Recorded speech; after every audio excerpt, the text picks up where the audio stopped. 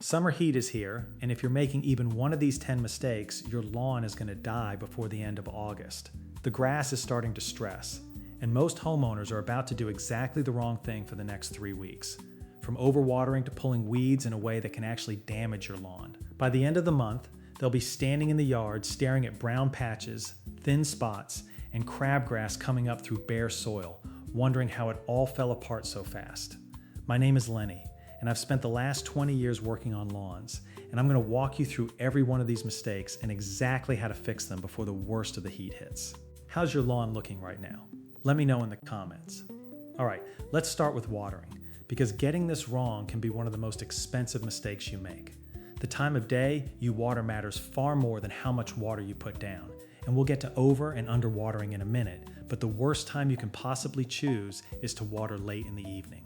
When you water at night, that moisture just sits on every blade of grass for 10 or 12 hours in a row, and that long, damp window in the dark is exactly the condition fungal spores have been waiting for all season.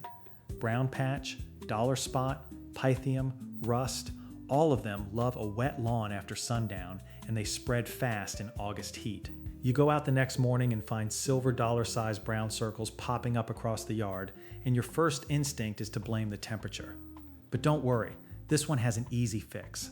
The best time to water your lawn is right before the sun comes up, or while the sun is just barely coming up. The window between 4 in the morning and 8 in the morning is your sweet spot. We want to minimize loss to evaporation, so we don't want to water once the sun is high. If you water at noon, you can lose 30% of what comes out of the sprinkler before it ever touches the soil. By watering just before sunrise, most of that water hangs around long enough to soak in. Then the sun comes up and dries the blades. Now, some folks have so many irrigation valves that the only way to get through them all is to start earlier than ideal. That's fine. The point is to avoid the middle of the night and the heat of the afternoon. If you have a controller and you have not adjusted it since you bought the house, go set it for 5 in the morning this weekend. Just that one change will fix half of the problems most people have. But there is another part of watering that determines whether you're helping your lawn or slowly starving it. The quality of your watering system itself. Quality comes down to one thing: complete double coverage. You want every sprinkler head to spray water all the way to the next head. Head-to-head coverage, as the trade calls it. If one sprinkler only reaches halfway, you've got dry rings forming everywhere. You'll see them in August as faded brown crescents in an otherwise green lawn. On top of that, the coverage has to be even. That's why you never mix different kinds of nozzles on the same valve. A rotor head and a spray head put out water at completely different rates. A spray head can put out 4 times as much water per minute as a rotor.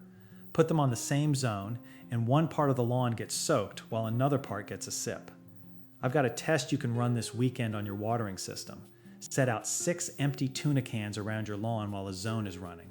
Run the zone for 15 minutes. Then measure how much water is in each can. If one can has half an inch and another has 1/10 of an inch, your coverage is broken. Fix the heads, replace bad nozzles, and adjust the arcs.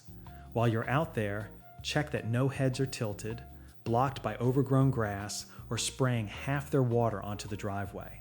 I see homeowners watering the sidewalk with at least one head in almost every yard I visit. Think about sun exposure too. You don't want one valve watering both a shady stretch under a tree and a baking strip along the driveway. Those two areas need completely different amounts of water. The shady spot needs about half what the sunny spot needs, so separate your valves based on exposure when you can. And that's really what all of this comes down to, giving your lawn what it actually needs instead of guessing and hoping. And if you're serious about fixing your lawn, you're going to need the right equipment and a proper plan. And that's exactly why I wrote this book. It's a simple step-by-step blueprint to a greener lawn with the weeds gone for good in just 30 days, and it takes you through what to buy, where to get it, and when to put it down. Scan the QR code on the screen or click the link below to grab your copy.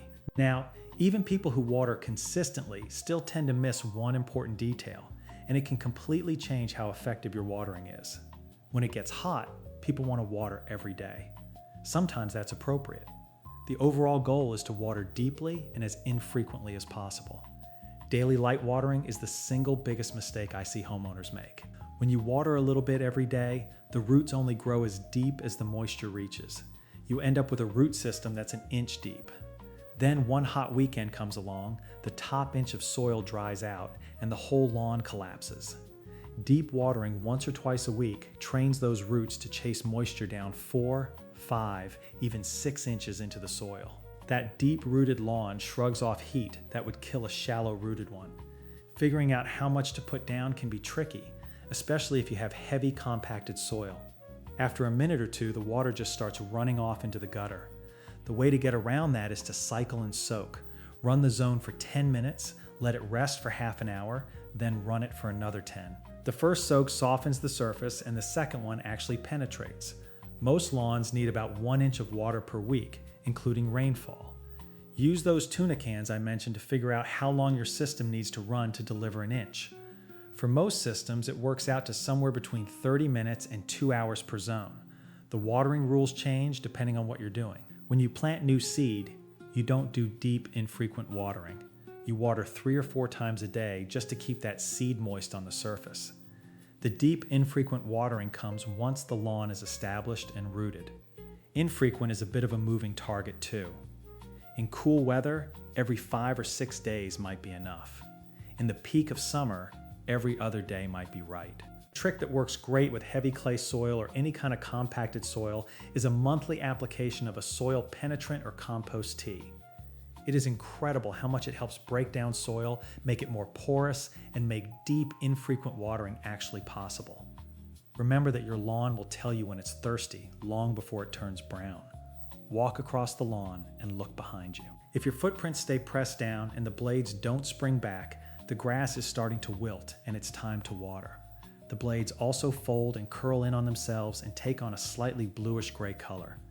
Learn to read those signs and you'll never overwater again. And if your lawn does go a bit dormant and brown during a brutal heat wave, do not panic. A healthy cool season lawn can survive 4 to 6 weeks of dormancy without permanent damage. It is the plant protecting itself. Keep watering just enough to keep it alive, about half an inch every 2 or 3 weeks, and it will green up beautifully when the weather breaks. Now let me talk about something that drives me a little crazy. So many people think you need to aerate and dethatch your lawn every single year. That is just treating a symptom. It does nothing to fix the real problem underneath. The reason people dethatch is they end up with a layer of decomposing organic matter sitting on top of the soil. Old grass, dead roots, all of that stuff. Over time, it builds into a mat that blocks air and water from moving through. You build that layer up surprisingly fast if you're using only synthetic fertilizer, because synthetic fertilizer feeds the plant but starves the soil life. So people go in and rip it all out with a dethatcher. That is not necessary. If you have healthy soil full of microbial life, that life will break down that organic matter and essentially eat it. It does away with the thatch on its own. Aeration is the same story. People aerate to soften the soil and make it more porous so water can get through. If you're building your soil with biology, the life in the soil aerates it for you. Earthworms, fungi, bacteria, all of them are tunneling and working through the ground every day. A single healthy earthworm can move its body weight in soil every day, and a good lawn has dozens of them in every square foot. You can do biological aeration. You can start this weekend by grabbing a screwdriver and pushing it into your lawn. If it slides in 6 inches without much effort, your soil is in good shape. If you have to lean on it just to get an inch down, your soil is compacted and starved. Pick up a bag of high-quality compost, spread a 1/4 inch over the lawn, and water it in. Do that twice a year, and you will feed the biology that does the aerating for you. A lot of you spend your time trying to kill weeds. Weeds are usually a sign of a bigger issue underneath. Fix that issue, and your lawn becomes a lot easier to manage. The first move is to build the soil with rich, complex life. The second is to grow a lawn so dense and tough that weed seeds have no chance to find soil, light, or space. A thick canopy of grass blades shades the ground. Without bare soil and sunlight, 90% of weed seeds never germinate. They sit there in the dark and stay dormant forever. You've probably noticed weeds tend to take hold where the lawn is already weak. Patches near the driveway, spots under trees, areas where the dog runs back and forth. Strengthen the lawn and the weeds back off on their own. If you do get a weed infestation, start with the least toxic options. There are some iron-based products that work pretty well on broadleaf weeds without damaging your grass. Now here's a mistake I see homeowners make every summer. They reach for a chemical weed killer when the temperature is over 85 degrees. Hot weather causes those herbicides to volatilize, drift, and burn the grass right alongside the weeds. Wait for a cooler stretch, ideally early morning when it's still in the 70s, and you'll get much better results without scorching your lawn. Read the label on whatever product you use. If it says do not apply above 85 degrees, that warning is there for a reason. If your lawn is starting to look thin, tired, or patchy, there is a simple way to bring it back. The important part is knowing the right time. It's not unusual to go through a summer and find your lawn looks rough because it had to push through some pretty hot temperatures. Fall overseeding is a great way to revive cool season grass. You want to do it when the weather is still warm enough to germinate seed. In my area, that's late September through late October, but the timing varies depending on where you live.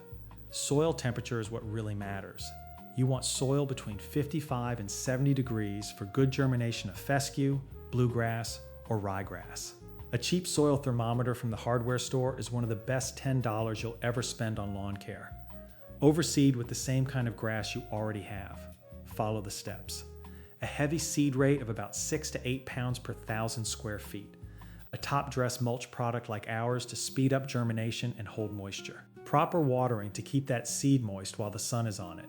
Light, frequent watering several times a day for the first 2 weeks until you see green sprouts coming up. Different grasses recover at different times of the year.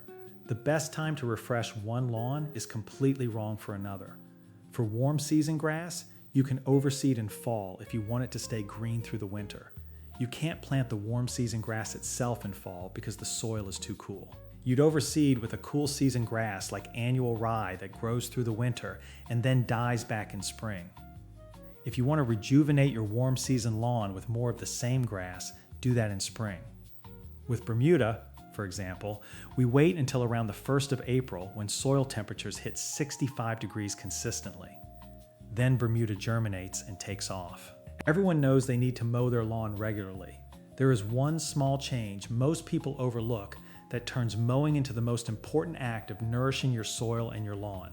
Let me explain. Most people collect their clippings and throw them in the trash. Just leave them on the lawn. Leave them chopped, fine, in pieces small enough that they fall between the standing blades. Big piles smother and burn the lawn. Finely chopped pieces of each blade act as a mulch. That is what we're after. Mulching mowers are easy to find now. They cut the grass twice under the deck before dropping it, so it falls in small pieces that break down within a week. Those clippings are about 90% water and 4% nitrogen. They feed the lawn. They feed the soil. They reduce the amount of fertilizer you need by about a quarter. It is almost a miracle, and it costs you nothing. There's an old idea that grass clippings cause thatch. They don't. Thatch comes from roots and stems, not from leaf blades, and the clippings break down in about a week in a healthy lawn. Most people mow their lawn based on appearance alone. The height you cut at has a huge impact on how healthy and resilient your lawn becomes. Burning, weakening, weak spots where weeds rush in. All of that can be caused by improper mowing. Proper mowing is one of the biggest factors in keeping a lawn strong, dense, and able to resist weeds. The rule, whether you have cool season or warm season grass, is never remove more than 1/3 of the blade length in a single mowing. That's a good guide to live by. If your target height is 3 inches, mow when the lawn hits 4.5 inches. If you let it grow to 6 inches and then chop it down to 3, you've shocked the plant. The grass goes into survival mode, dumps its color, and slows root growth for weeks. What helps one type of lawn thrive in summer can actually hurt another. Different grasses respond differently once the heat sets in. For cool season grass, fescue, bluegrass, ryegrass, you want to mow high. You can even go up to 4 inches in summer. The taller blades shade the roots, hold moisture, and let the lawn tolerate the heat as long as possible. That's how you compensate for high temperatures with a cool season grass. You raise the deck. That same approach is wrong for warm season grass. Warm season grasses like Bermuda, Zoysia, and St. Augustine actually love heat. You don't need to shade the roots. There is a limit to how low you want to go, but a Bermuda lawn can be cut as low as 1.5 inches. I like mowing Bermuda that low because most weeds cannot tolerate constant low mowing. They get cut down before they can flower and seed.